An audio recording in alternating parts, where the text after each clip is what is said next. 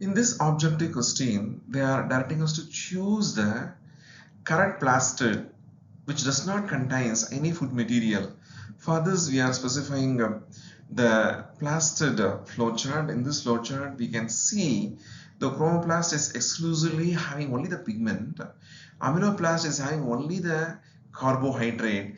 Ureoplast is having only the lipid. Iroplast is having only the protein storage. Chloroplast stores varieties of carbohydrate after photosynthesis for some time. With this all the specification, we are choosing chromoplast is the correct option. Why? Because it stores only the pigment.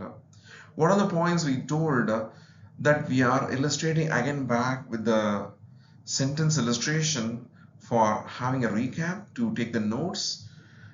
Unlike the elioplast which stores lipid, unlike the iloplast which stores the protein, unlike the amyloplast which stores the starch, chromoplast stores only the pigment. So the correct answer is chromoplast. So we choose an option A as a correct answer and we are ignoring B, C and D.